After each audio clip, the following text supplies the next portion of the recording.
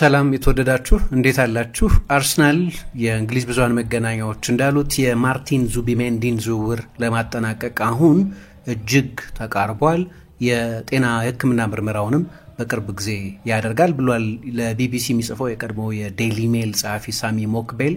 ስለዚህ በክለቦቹ መካከል በአርሰናልና በሪያል ሶሲዳድ መካከል የዚህን የ26 ዓመት አማካይ ተጫዋች ዝውውር በተመለከተ መግባባት ላይ ተደርሷል። የ51 ሚሊዮን ፓውንድ የውል ማፍረሻ ኮንትራቱ ላይ ያለ አርሰናል ከጥር ጀምሮ ስንሰማው የቆየን የዝውውር ጉዳይ ነው። አሁን በመጨረሻ በሁለቱ ክለቦች መካከል የክፍያ ስትራክቸሩንም በተመለከተ ስምምነት ላይ ተደርሷል። ስለዚህ አርቴታ ለዓመታት የፈለገውን ተጫዋች ሊያገኝ ተቃርቧል።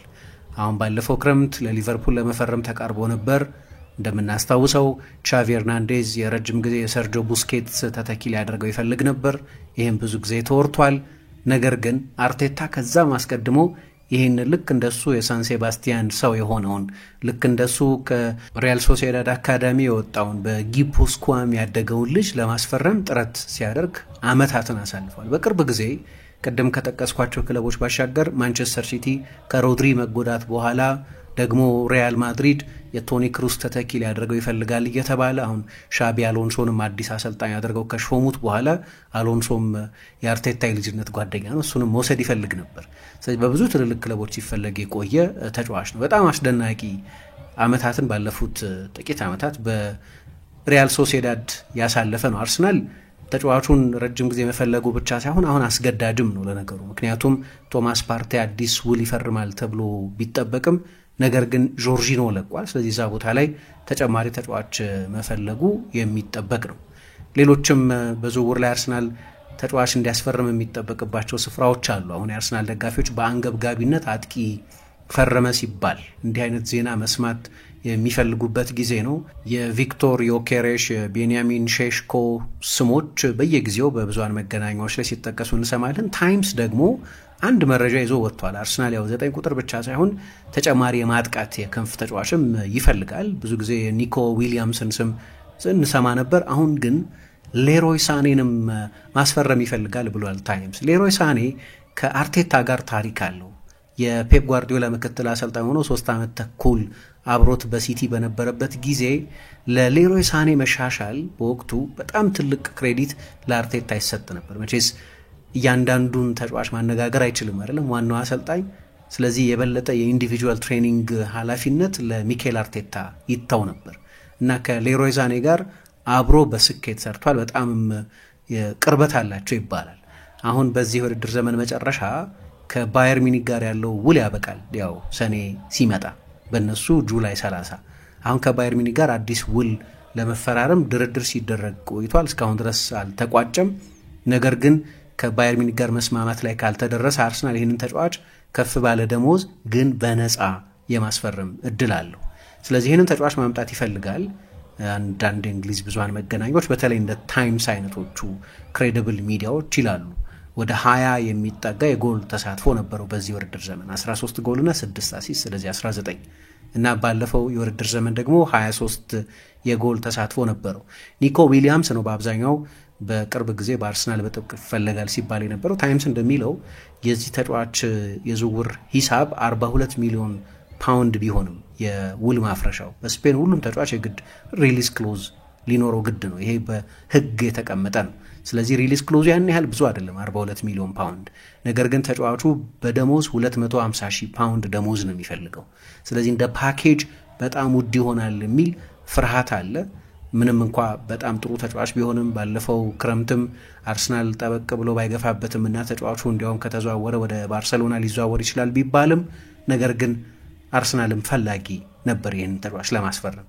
ስለዚህ በግራ በኩል ጋብሪኤል ማርቲኔሊ ባለፉት 2 ዓመታት እድገቱ ቆሟል ማለት ይቻላል። እየተሻሻለ አይደለም ባለበት፣ እንዲያውም አንዳንዴ ወደኋላ እንደማለት ብሏል። ትሮሳር አዲስ ኮንትራት አልፈረምም። የመጨረሻ የኮንትራት ዓመቱ ላይ ነው ያለው። ምናልባት በዚህ ክረምት ሊለቁ ይችላሉ ከሚባሉት የአርሰናል ተጫዋቾች መካከል አንደኛው ነው። የክንፍ ተጫዋች ይፈልጋል አርሰናል፣ ጥያቄ የለውም። ሌሮይ ሳኔ ነው ወይ ለአርሰናል ጥያቄ ሁነኛ ምላሽ የሚሆነው? እሱን በጊዜ ሂደት እናያለን። ግን ይፈልገዋል የሚል መረጃ አለ። ስለዚህ አርሰናል ተጨማሪ ዝውውሮችን ማድረጉ አይቀርም በሌሎችም ቦታዎች ላይም ቢሆን። ከሁሉ በላይ የአርሰናል ደጋፊዎች ምኞት 9 ቁጥር ነው።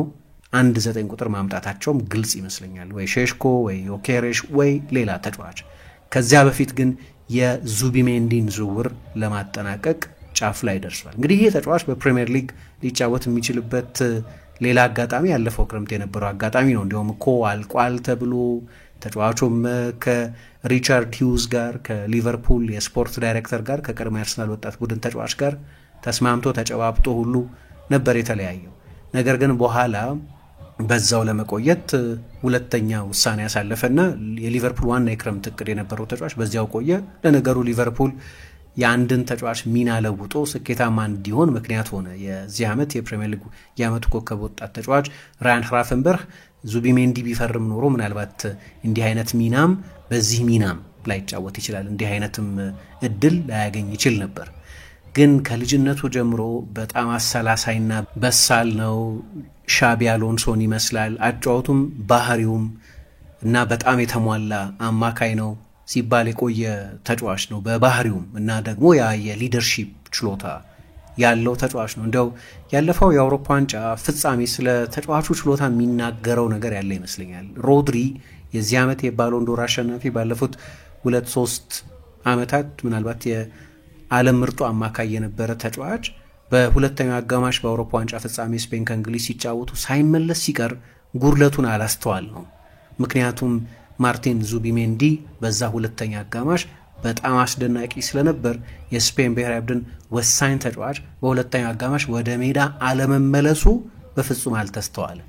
ማንም ሰው ሮድሪ ስለጎደለ ስፔን ጎደለባት ያለ አልነበር። ምክንያቱም የሮድሪ አለመኖር እንዳይታወስ አድርጎ ሁለተኛው አጋማሽ ላይ በጣም አስደናቂ ስለነበር ለዚህ ነው ሰዎች የዓለም ሁለተኛው ምርጥ 6 ቁጥር የሚል ግነት ያለበትን አስተያየት ስለዚህ ተጫዋች የሚሰጡት። ምክንያቱም ያው ሮድሪ የዓለም ምርጡ 6 ቁጥር ነው ይባላል፣ የወቅቱ የባሎን ዶር አሸናፊ ነው። ግን በሱ ፈንታ የተተካው ተጫዋች ደግሞ የሮድሪ አለመኖር እንዳይስተዋል ማድረግ ችሎ ስለነበር 2 ኳስ ብቻ ነበር በሁለተኛው አጋማሽ የተበላሸበት። ይሄኛው ተጫዋች በጣም ጥሩ የፖሴሽን ተጫዋች ነው። 6 ቁጥር ሆኖ መጫወት ይችላል። ግን ሚኬል አርቴታ ቢፈልግ ይህንን ተጫዋች ጥቂት ሜትሮች ወደፊት አስጠግሶ መጠቀም ይችላል። ከሁሉ በላይ በጣም ጥሩ የወደፊት ፓሶች የሚያቀብል ፎርዋርድ ፓሶች የሚያቀብል ተጫዋች ነው። አሁን አርሰናል ላይ አንደኛው ችግር የቦል ፕሮግሬሽን ችግር ነው። ለዚህ ነው በማጥቃቱ በኩል ክንፍ ላይ ጥገኛ የሆነው፣ ቡካዮ ሳካ ላይ ጥገኛ የሆነው። በክንፎች ላይ ነው አርሰናል ያ ማጥቃቱ በአብዛኛው የሚከወነው። በተለይ ደግሞ በቀኝ በኩል ደግሞ ባለፈው የውድድር ዘመን በተለይ በ2023-24 የውድድር ዘመን ቤን ዋይት፣ ቡካዮ ሳካና ማርቲን ኦዴጋርድ አድልተው በሚጫወቱበት በቀኝ በኩል ከሴንትራል ኤሪያስ በተለይ ከግራኒት ዣካ መውጣትና ከዚንቼንኮ ብቃት መውረድ በኋላ አርሰናል በመሃል ለመሃል ብዙ የጎል ዕድሎች አይፈጥርም። ምክንያቱም ዚንቼንኮ ወደ መሃል ይገባል አይደለም ያን ጊዜ። ስለዚህ ብዙ ፕሮግሬሲቭ ፓሶች ይሰጣል። እንዲያውም በአርሰናል እስካሁንም ድረስ በ90 ደቂቃ ሬሾ ከሰራችሁት የአርሰናል ምርጡ ፕሮግሬሲቭ ፓሰር ዚንቼንኮ ነው። ግራኒት ዣካ የተለየ ሚና የነበረውም ቢሆን የበለጠ በስትሬት ላይን ቢጫወትም ግን በጣም ጥሩ ፓሰር። ስለዚህ እነዚህ ተጫዋቾች አንደኛው በዝውውር አንደኛው በብቃት መውረድ በጉዳትም ምክንያት ብዙ አለመጫወት፣ በአሰልጣኙም የመፈለግ ደረጃው እየወረደ መምጣት፣ በፉክክር መበለጥ ምክንያት አርሰናል የእነዚህን 2 ተጫዋቾች ካራክተሪስቲክስ አጥቷል። ስለዚህ በሴንትራል በኩል ከመሃል ብዙ የጎል ዕድሎች አይፈጥርም። ጆርጂኖ ጥሩ ፕሮግሬሲቭ ፓሰር ነው፣ ግን በጣም ጥቂት ጨዋታዎች ላይ ብቻ የሚጫወት ተጫዋች ነው። ዙቢሜንዲ ጥሩ ፓሰር ነው ብቻ ሳይሆን በጣም ጥሩ ፕሮግሬሲቭ ፓሰር ነው። ስለዚህ አንዳንድ የአርሰናል የሚገጥማቸው የዲፕ ብሎክ ቡድኖች አሉ አይደለም፣ በደንብ ለማስከፈት የሚቸገርባቸው ቡድኖች በዚህ ዓመት ብዙ ጨዋታ አቻ ተለያይቷል። አርሰናል የተሸነፈው የጨዋታ ቁጥር ሊቨርፑል የተሸነፈውን የጨዋታ ቁጥር እኩል ነው። ሁለቱም 4-4 ነው የተሸነፉት። ግን አርሰናል በርካታ ጨዋታዎችን አቻ ተለያይቷል እና ብዙ ጊዜ ችግር የነበረው በጣም የተደራጁ በሎ ብሎክ የሚጫወቱ 9-10 ተጫዋቾችን ከኳስ ጀርባ አድርገው የሚከላከሉ ቡድኖችን ሲገጥም እነሱን ብሬክ ዳውን ለማድረግ ይቸግረዋል እና ማጥቃቱን በጣም ተገማች ነው። ስለዚህ ይህንን ማሻሻል የሚያስችል የፕሮግሬሲቭ ፓሲንግ ችሎታ ያለው ተጫዋች ነው። ወደፊት ፕሮግሬሲቭ ፓስ ማለት እያንዳንዱ ፓስ 10 ሜትር እና ከዛ በላይ ወደፊት የሚሄድ ፓስ እንደማለት ነው። ስለዚህ የተጫዋቹን የፓሲንግ ስታቲስቲክስ በግርድፍ ካያችሁት ወደ 85% ገደማ። 85% ብዙ አይደለም፣ በተለይ የላቀ ፓሰር ነው ለሚባል ተጫዋች። ግን የአስፈላጊነቱ መጠን የሚታያችሁ ብዙዎቹ ፕሮግሬሲቭ ፓሶች ናቸው ማለት ሃይ ሪስክ ፓሶች ናቸው ማለት ነው። አንዳንድ ጊዜ አርሰናል ሲጫወት ሳይ እኔ ማስተውለው ነገር በቂ ሪስክ መውሰድ የለም እና የአንዳንድ ተጫዋቾች ዝንባሌ እንደገና ኳሱን መልሶ ሪሳይክል ማድረግ ነው። የመጨረሻ ኳስ ለመስጠት የሚሞክር ተጫዋች የለም። አሁን ኦደጋርድም ያለበት አንደኛው በዚህ ዓመት በተለይ የበለጠ ጎልቶ የሚስተዋለው ችግር እኔ ሂሮ ፓስ ያድርጉ ማለት አይደለም። ይሄ በቃ ዝም ብሎ የጀብደኛ ፓስ ያቀብሉ ማለት አይደለም። ነገር ግን ኮንሰርቫቲቭ ነው። በጣም የበለጠ ኮንትሮል ላይ የበለጠ ቦል ሰርኩሌሽን ላይ የሚያተኩር አይነት ነው። ይሄኛው ተጫዋች ግን ሪስክም ይወስዳል። ብዙ የመጨረሻ ኳስ የሚያቀብል ተጫዋች አይደለም አሁን በአሲስት በምናምን የምታዩት፣ ምክንያቱም ጠለቅ ብሎ ስለሆነ የሚጫወተው። ግን ብዙ ሰከንደሪ አሲስቶች አሉት ወይም ከአሲስት በፊት ያሉ አሲስቶችን ብዙ ያቀብላል እና ይሄ ተጫዋች በዚህ የውድድር ዘመን 4 ተጫዋቾች ብቻ ናቸው በፕሮግሬሲቭ ፓስስ የሚበልጡት። 4ቱም ደግሞ ለሶስቱ ግዙፍ የስፔን ክለቦች የሚጫወቱ ናቸው። ለባርሴሎና፣ ማድሪድ እና አትሌቲኮ ማድሪድ የሚጫወቱ ናቸው። ከባርሴሎና ፔድሪ፣ ከሪያል ማድሪድ ፌዴሪኮ ቫልቬርዴ እና ጁድ ቤሊንጋም፣ ከአትሌቲኮ ደ ማድሪድ ሮድሪጎ ደፖል። እነዚህ ብቻ ናቸው የሚበልጡት በዚህ ዓመት። ሊያውም ሪያል ሶሲዳድ ከዓመታት በኋላ ደካማ ሲዝን ባሳለፈበትና የሽግግር ዓመት ይሆናል ተብሎ ይጠበቃል። ያው እሱ መልቀቁ አንድ ነገር ነው። ኦላቤ ስፖርት ዳይሬክተሩ ይለቃሉ እና የቡድኑ አሰልጣኝም ኢማኑኤል አልጓቴል ከኃላፊነት ይሰናበታሉ። መጥፎ ዓመት ነው ለሶሲዳድ በአጠቃላይ። ነገር ግን በዚህ ሲዝን ውስጥ በፕሮግሬሲቭ ፓሲንግ 5ኛ ነው። 4ቱ ከሱ በላይ ያሉ ተጫዋቾች ለሶስቱ ግዙፍ ክለቦች የሚጫወቱ ናቸው። አሁን አርሰናል ካሉትም ተጫዋቾች ሁሉ በፕሮግሬሲቭ ፓሲንግ ብታዩ ከሁሉም የበለጠ ሬከርድ ያለው ተጫዋች ነው። ይሄ ደግሞ አርሰናል ከሚጎድለው የተጫዋች ባህሪ አንጻር ካያችሁት አስፈላጊ ነው። ይገባኛል፣ የአጥቂ ጉዳይ ነው አንገብጋቢው። ነገር ግን ከዚያ በመለስ ይሄ ተጫዋች አንዳንዶች ጄኔሬሽን ዚ ሰርጂዮ ቡስኬትስ የሚሉት ወይም የዚህኛው ትውልድ ቡስኬትስ የሚል ተቀጽላ የሚሰጠው ተጫዋች በሚገባ መከወን የሚችል ያንን አርሰናል በሜዳ ውስጥ ጎድሎት የምናየው ነገር ማድረግ የሚችል ተጫዋች ነው። ሜዳ ውስጥ እኔ የእሱ መምጣት የአንዳንድ ተጫዋቾችንም ዘላቂ ሚና የሚጠቁም ይመስለኛል። ዴክለር ራይስ ወደ አርሰናል ሲመጣ በ6 ቁጥርነት ሊጫወት ነበር የመጣው። የመጀመሪያዎቹን 6 ወራትም የአርሰናል 6 ቁጥር ሆኖ ነበር የተጫወተው። ራሱም እንደሚለው የእግር ኳስ ሕይወቴን በሙሉ የገነባሁት 6 ቁጥር ሆኜ ልጫወት ነው፣ ግን ሚካኤል የሚፈልገኝ ወደፊት ጠጋብዬ እንድጫወት ከሆነ ያንን ማድረግ እችላለሁ ይላል እና አሁን ጥርት ብሎ የታየን ይመስለኛል የረጅም ጊዜ የዴክለር ራይስ ሚና የት መሆን እንዳለበት። ወደፊት ተጠግቶ 8 ቁጥር ሆኖ መጫወት ነው ያለበት። ደግሞ በድጋሚ ብዙ ጎሎች ያስቆጠረበት፣ የመጨረሻ ኳሶች ያቀበለበት፣ በተጫዋችነት ታሪኩም ብዙ ቀጥተኛ የጎል ተሳትፎ ያስመዘገበበት ሲዝን ነው ይሄኛው ሲዝን እና በዚህ ምክንያት ዴክለር ራይስ ለወደፊቱም ቢሆን የአርሰናል የግራ 8 ቁጥር የበለጠ የሳጥን ተጫዋች ሆኖ መጫወቱ አይቀርም። ያ እንዲሆን ደግሞ አርሰናል የግድ ሌላ ተጨማሪ ጥልቅ አማካይ ማስፈረም ነበረበት። ምንም እንኳን ዙቢሜንዲ ወደፊት ጠጋ ብሎ ቢጫወትም ግን አሁን በትልልቅ የአውሮፓ ክለቦች እንዲፈለግ ምክንያት የሆነውና በሚናው ከአውሮፓ ምርጥ አማካዮች መካከል አንዱ ያስባለው የ6 ቁጥርነት ሚና ነው። ስለዚህ ይሄ የሱ መምጣት በዘላቂነት የዴክለር ራይስ ሚና ምን ሊሆን እንደሚችል በሚገባ የጠቆመን ይመስለኛል። በእርግጥ ሚኬል አርቴታ በአርሰናል አሰልጣኝነት የሱ ሲስተም ኢቮልቭ አድርጓል። ለምሳሌ መጀመሪያ ሲመጣ በ4-3-3 መጫወት ጀመረ፣ ግን ኮቪድ መጣ። ከኮቪድ መልስ እግር ኳስ ሲቀጥልና አርሰናል የኤፍኤ ካፕ ባለድል ሲሆን በ3 የመሃል ተከላካዮች፣ በ2 ዊንግ ባኮች፣ በ2 ጥልቅ አማካዮች መጫወት ጀመረ። ስለዚህ የበለጠ 3-4-3ን ተጫወተ።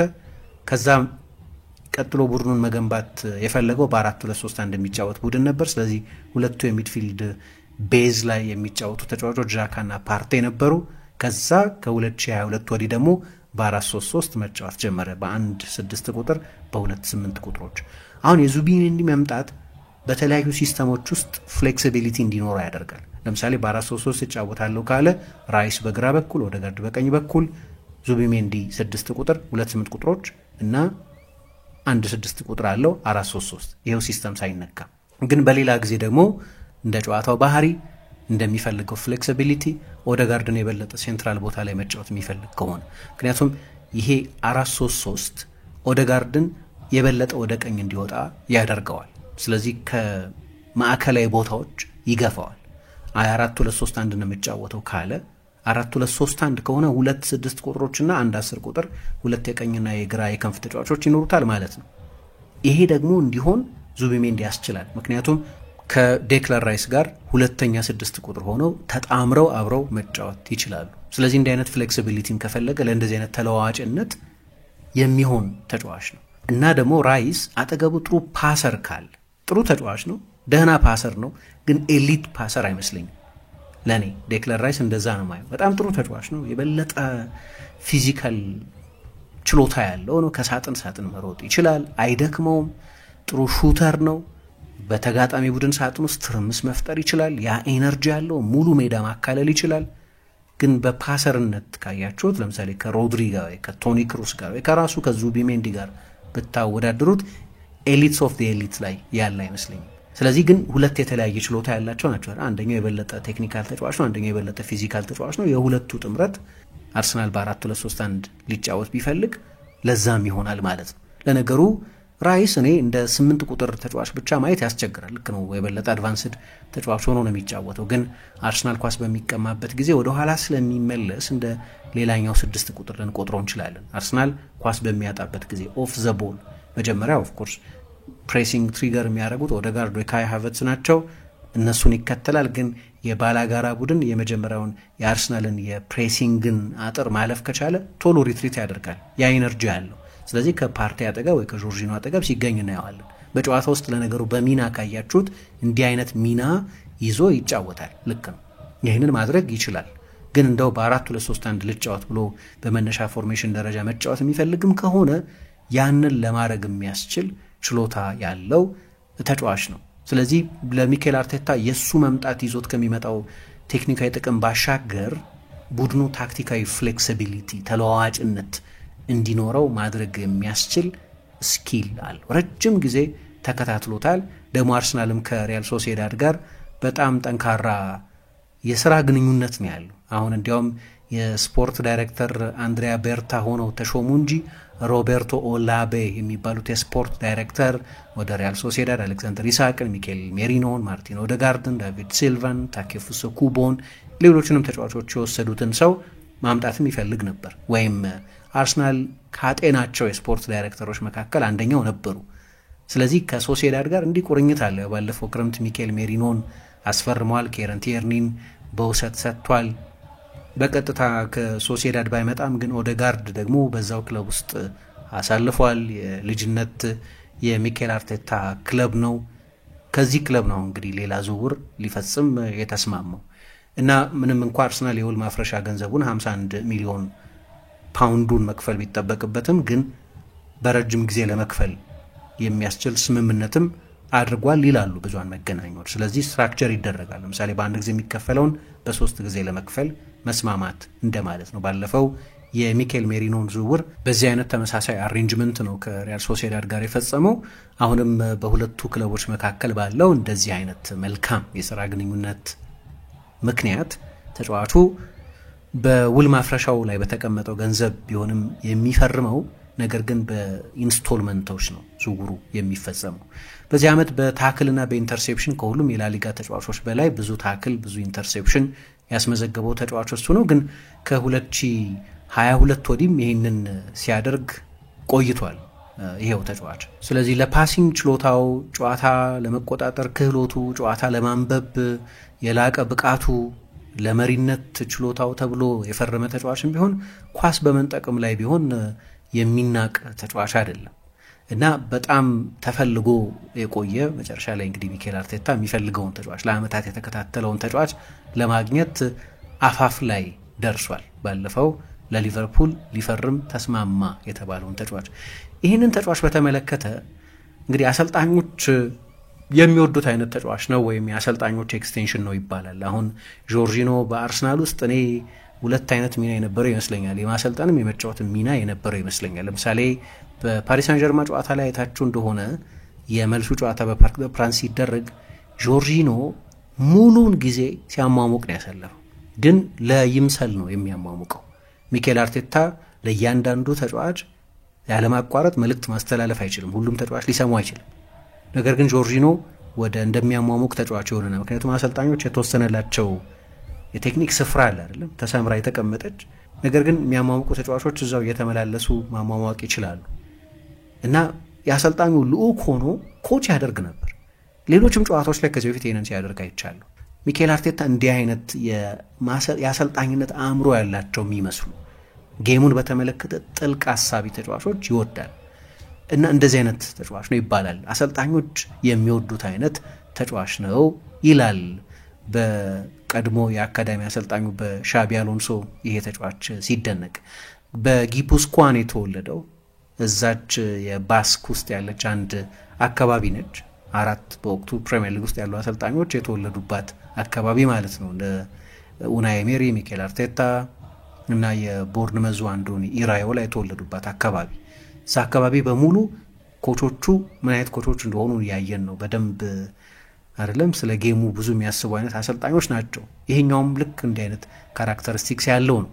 የስፔን እግር ኳስን ለአመታት ሲከታተል ቆየው። ብዙ መጽሐፍትም የጻፈው ለስፔን የሚጽፈው እና በላሊጋ ጨዋታዎች ላይ ትንተና ሲሰጥ የምናየው ግራማንተር እሱ ራሱ ምን ይላል? በጣም አስደናቂ የዚህ ዘመን አማካይ ነው ይላል።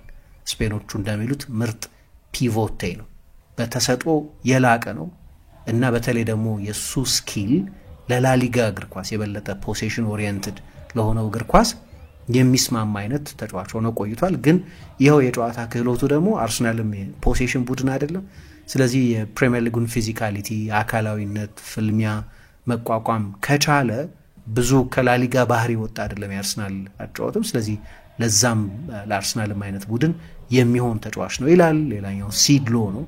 ሲድሎም ባለፉት 2-3 ዓመታት እንዲሁ የስፓኒሽ እግር ኳስ ኤክስፐርት ነው። በጣም ምርጥ መጽሐፍ አለው። እኔ እንደው በጣም ወደው ፊር ኤንድ ሎዚንግ ኢን ላሊጋ የሚል መጽሐፍ። እሱም ስለ ዙቢሜንዲ እንዲሁ ሲናገር በዚህ ጊዜ በዲፕ ላይንግ አማካይነት በአውሮፓ ካለው ከምርጡ ከሮድሪ ብቻ የሚያንስ ተጫዋች ብሎ ያደንቀዋል። እንግዲህ አንዳንድ ሰዎች ምን ይላሉ ስለ ቡስኬትስ ሲናገሩ ጨዋታውን ካያችሁት ቡስኬትስን አታዩትም፣ ቡስኬትስን ካያችሁት ጨዋታውን ታዩታላችሁ ይላሉ እና ይህንኑ አባባል እንደው ለዙቢሜንዲ መጠቀም እችላለሁ ይላል ግራማንተር። ግን ምናልባት ቅድም ስለ ፕሪሚየር ሊግ ፊዚካሊቲ ሳነሳ ሮድሪ ወደ እንግሊዝ ከመጣ በኋላ ሊያውም በቁመት ረጅም ነው፣ ገዘፍ ያለ ተጫዋች ነው። መጀመሪያውንም በቪያሪያልም በአትሌቲኮ ማድሪድም በነበረበት ጊዜ ግን 10 ኪሎ ጨምሯል።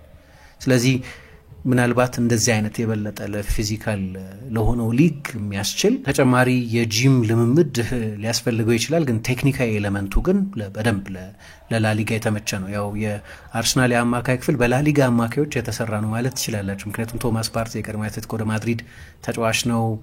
ማርቲን ኦዴጋርድ ከሪያል ማድሪድ የመጣው ግን ከዛ በፊት ለሶሲዳድ በውሰት ተሰጥቶ አንድ ግሩም ዓመት አሳልፏል። ሚኬል ሜሪኖ ከላሊጋ ነው የመጣው፣ ዙቢሜንዲ ከላሊጋ ነው የመጣው። ስለዚህ አማካይ ክፍሉ የላሊጋ አማካይ ክፍል ነው። ሁለቱ የመሃል ተከላካዮች ከፈረንሳይ ነው የመጡት፣ ጋብሪኤል ማጋሌሽ እና ዊሊያም ሳሊባ። ግን በአጠቃላይ ተከላካይ ክፍሉ እንኳን የተለያየ ስብጥር ያለው ነው። 2 ከጣሊያን የመጡ ተጫዋቾች አሉ፣ ካላፊዮሪ እና ኪቪዎር። ከሆላንድ ዩሬን ቲምበርን አምጥቷል። ከዛው ከፕሪሚየር ሊግ ቤን ዋይትን ገዝቷል። ከአካዳሚው ሉዊስ ስኬሊን አሳድጓል። ከሲቲ ዚንቼንኮን ወስዷል።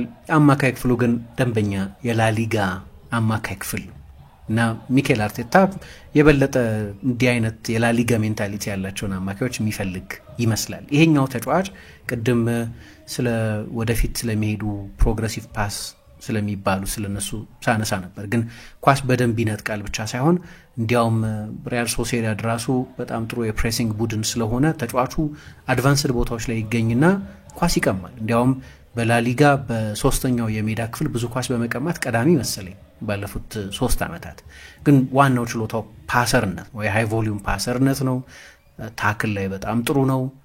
በጣም ጥሩ ዲስትሪቢዩተር ነው። ኳስ በደንብ የሚያሰራጭ አይነት ተጫዋች ነው። ብዙም አይጎዳም። እንዲያውም በዚህ ዓመት ትንሽ ተቸገረ። አሁን ከማንቸስተር ዩናይትድ ጋር በነበሩት ሁለቱም የዩሮፓ ሊግ የሩብ ፍጻሜ ጨዋታዎች ላይ አልተጫወተም።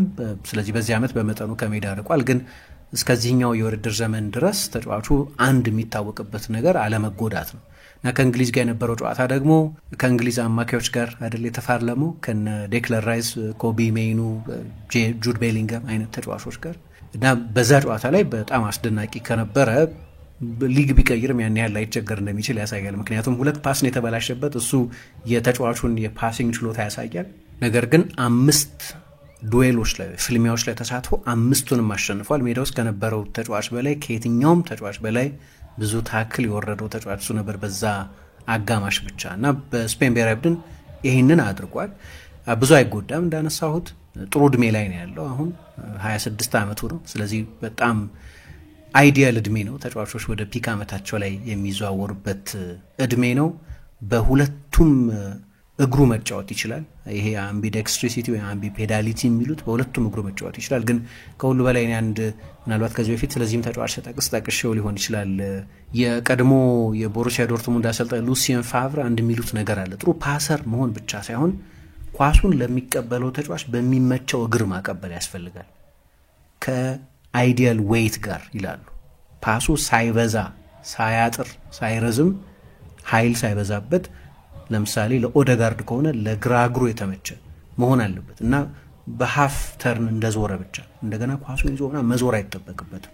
ያ ሲሆን ያቺ ሽራፊ ሰከንድ የተጋጣሚ ቡድን መልሶ ከመደራጀቱ በፊት አርሰናል ወደ ወይም ማንኛውም ዙቢሜንዲ የሚጫወትበት ቡድን ወደ አደገኛ ቀጠና ከመድረሱና እንደገና ኦርጋናይዝድ ከመሆኑ በፊት አርሰናል ያችን የሰከንድ ሽራፊ ሊጠቀምባት ይችላል። ይሄ ግን በዌይት ኦፍ ዘ ቦል በኦፕቲማል አንግል እና በትክክለኛው እግር በማቀበል ላይ የሚመሰረት ነው ይላሉ። በኳሱ የተመጠነ መሆን የተመጠነ ነው መሰለኝ አይዲያል ዌይት የሚሉት እሱን። ይህንን በሚገባ ማድረግ ይችላል። ግን ደግሞ አርሰናል ጨዋታ መቆጣጠር ከፈለገ በፖሴሽን የግድ ማጥቃት አይጠበቅበትም። ነገር ግን ዝም ብሎ ኳሱን ይዞ አንድ የመከላከያ መንገድ ነው ኳስ ይዞ መቆየት።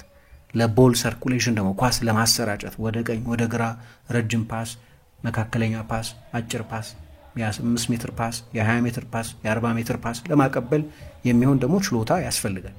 ይህም ተጫዋች ይሄ ችሎታ አለው። እንዲሁ ስታዩት በግልጽ የሚታይ ድክመት የለበትም። ቅድም ያነሳሁት የፊዚካሊቲ ጉዳይ ለስፔን እግር ኳስ የሚሆን ተጫዋች ነው። ለእንግሊዝ እግር ኳስ ግን ያ ቴክኒካዊ ችሎታ በቂ ላይሆን ይችላል፣ ወይም እሱ ብቻውን በቂ ላይሆን ይችላል። ስለዚህ የበለጠ የጂም ልምምድ ይጠይቀው ይሆናል። ግን በጠቅላላው ሚኬል አርቴታ ለሚፈልገው የአማካይ አይነት የሚሆን ትልልቅ ጨዋታዎች ላይ ጆርጂኖን ይጠቀምበት ነበር። ግን በዚህ ዓመት በተለይ በአካሉ በደንብ ዲክላይን እንዳደረገ ታዩታላችሁ። ስለዚህ ትልልቅ ጨዋታዎችም ላይ ሳይቀር ብዙ ይጠቀም የነበረው ቶማስ ፓርቴን ነው እና በመጨረሻ ሚኬል አርቴታ የሚፈልገውን የሰፈሩ ልጅ የአንድ ትውልድ ሰዎች ባይሆኑም ግን የአንድ አካባቢ ሰዎች ናቸው። ሁለቱም ባስኮች ናቸው። ሁለቱም ሳን ሴባስቲያን የጊፑስኮ አካባቢ ናቸው። በሁለቱም የእግር ኳስ ሕይወት ውስጥ በተመሳሳይ የወጣት ቡድኖች አካዳሚ ውስጥ ነው ያለፉት። ስለዚህ ራሱንም ጥቂት የሚያይበት ይመስለኛል። በእርግጥ እንደ ተጫዋች አንዳንድ በሪያል ሶሴዳድ አካዳሚ ውስጥ ሻቢ አሎንሶንም ሚኬል አርቴታንም ያሰለጠኑ ሰዎች ዙቢሜንዲን በተጫዋችነት ሲያመሳስሉት የበለጠ አሎንሶ ነው የሚመስለው ይላሉ። ልክ እንደ አሎንሶ አይነት ፒውር ፓሰር ነው። ሚኬል አርቴታ ፓሰር ነበር፣ በተለይ ቬንገር ወደ አርሰናል ካመጡት በኋላ ጥልቅ አማካይ ስላደረጉት። ነገር ግን እና በልጅነቱም ያው አዲሱ ጓርዲዮላ ምን ይባል ነበር፣ ለምሳሌ ወደ ፓሪስ ሰን ጀርማን ከባርሰሎና በውሰት ተሰጥቶ ሲሄድ ፐቲ ጓርዲዮላ ነበር የሚሉት ወይም ትንሹ ጓርዲዮላ ነበር የሚሉት። ስለዚህ እንደዚህ አይነት ስም ነበረው። ግን በኋላ በፕሪሚየር ሊግ በተለይ በኤቨርተን ያየነው ተጫዋች የበለጠ ኦል አክሽን የሳጥን አማካይ የነበረው እንጂ ጥልቅ ወይም ዲፕ ላይን ፕሌይሜከር አልነበረም ወይም ዲፕ ላይን ሚድፊልደር አልነበረም። ስለዚህ እንደ ተጫዋች እንኳ የበለጠ አሎንሶን ነው የሚመስለው ይላሉ። እና አሎንሶን የሚመስል ተጫዋች ቢያገኝ የሚጠላ አይመስለኝም። በአሰልጣኞች የሚወደድ አይነት ተጫዋች ነው። እንዲያውም በእኔ እምነት በሪያል ማድሪድ በኩል የተሰራው አንደኛው ስህተት ከቶኒ ክሩስ መልቀቅ በኋላ እንዲህ አይነት ተጫዋችን አለመውሰድ ነው። እነሱ እንደሚሉት ሴንትሮ ኮምፒስታ ኦርጋኒዛዶር የሚሉት አለ፣ መሀል ላይ ያለ ጨዋታ የሚያደራጅ ተጫዋች። እንዲህ አይነት ተጫዋች ነው። ይገባኛል በአርሰናል ደጋፊዎች በኩል በጣም አንገብጋቢው አሁን ሌላ አማካይ ሌላ ተከላካይ ማግኘት አይደለም፣ የበለጠ የማጥቃት ተጫዋች ኦፌንሲቭ ፓወር ነው የሚፈልጉት። ቢቻል እንደ ዮኬሬሽ አይነት ቁጥሮቹ የሚያስደንቁ አይነት ተጫዋች አለ አይደለም፣ 30 40 50 ጎል በየውድድር ዘመኑ እያስቆጠረ ያለ ተጫዋች፣ ወይ ሼሽኮ ባለፈው ክረምት የሚፈለግ የነበረ፣ ወይ ኦሲመን የሆነ አይነት ትልቅ አጥቂ እንደሚፈልጉ የአርሰናል ደጋፊዎች እረዳለሁ። ወይ ሌላ ፈጣን የማጥቃት ተጫዋች የክንፍ ተጫዋች ማለት ነው። እንዲህ አይነት ተጫዋች የሚፈልጉ አውቃለሁ፣ ግን ይህም ተጫዋች ደግሞ ያስፈልጋል። በተለይ ከጆርጂኖ መልቀቅ በኋላ ጆርጂኖ አሁን በመጨረሻዎቹ ዓመታት ከነበረበት ሁልጊዜም የማይጫወት ተጫዋች ስለነበር ፊዚካል ሊሚቴሽን አለ። ስለዚህ አርቴታ የበለጠ የሮቴሽን ተጫዋች አድርገው ነው የሚጠቀምበት። ጆርጂኖ ከለቀቀ በኋላ ዙቢሜንዲን ማምጣት እኔ እንደሚገባኝ እንደ አፕግሬድ ነው የማየው። ስለዚህ አስፈላጊ ነው። ያው የግድም አማካይ መጨመር ነበረበት። በተለይ ቶማስ ፓርቴም ሊለቅ ይችል ስለነበር ፓርቴ እንኳን የሚቆይበት ድል የበለጠ ያመዘነ ይመስላል። ግን ታስታውሱ እንደሆነ በፔዤ የመጀመሪያው ጨዋታ ለመሸነፋቸው ዋናው ምክንያት የነበረው የፓርቴ አለመኖር ነው። ፓርቴ ላይ ጥገኛ ነበር ማለት ነው ለዛ ቦታ። ስለዚህ የግድ ወደኋላ ራይስን መሳብ ነበረበት። ራይስ ደግሞ አንዳንድ ጊዜ ልክ እንደ ፓርቴ አይነት ተመሳሳይ ፖዚሽናል ዲሲፕሊን የለውም። ቦታውን ሲለቅ እኮ ነው ያ ስፔስ የተፈጠረው። ለምንድን ነው እንዴ ከመሃል ሄዶ ያንን ጎል ዴምቤሌ ያስቆጠረው? የራይስ ችግር ብቻ አይደለም። ያኔ ከጨዋታው በኋላ እንዳነሳ ነው ሌሎች ዶሚኖ ኢፌክቶች ወይም ተያያዥ ውጤቶች ነበሩት። ነገር ግን 6 ቁጥር ሆኖ እዛ ቦታ ላይ የመገኘት ዲስፕሊን የበለጠ ዙቢሜንዲ ያለው ይመስለኛል፣ ወይም ጆርጂኖ ወይም ፓርቴ ያላቸው ይመስለኛል። ስለዚህ ፓርቴም ላይ ጥገኝነት አይኖርም። ግን ፓርቴን ማቆየት ከቻለ ዙቢሜንዲን ከጨመረ አማካይ ክፍል ላይ የጥራትም የብዛትም ብዛት ከጥራት ጋር ማለት ነው ይኖረዋል ማለት ነው። ይህም በአጭር ጊዜ አርሰናል የሚያጠናቀቀው ዝውውር ይመስላል። ከዛ በኋላ የበለጠ ቡድኑን ከዋንጫ ተፎካካሪነት ግማሽ ፍጻሜ ምናምን ከመድረስ ወደ አሸናፊነት ሊያሸጋግሩት የሚችሉት ዝውውሮች ደግሞ የአርሰናልን የማጥቃት ኃይል ከፍ የሚያደርጉት ዝውውሮች ናቸው። እነሱ እንግዲህ የሚወሩት ስሞች አሉ፣ ግን የዝውውር ገበያ አይተነበይም። አርሰናል ብቻ አይደለም 9 ቁጥር የሚፈልገው፣ ብዙ ትልልቅ ክለቦች 9 ቁጥሮች ይፈልጋሉ። የትኛው ተጫዋች ይመጣል የሚለውን ጊዜ እንግዲህ ይነግረናል ማለት ነው።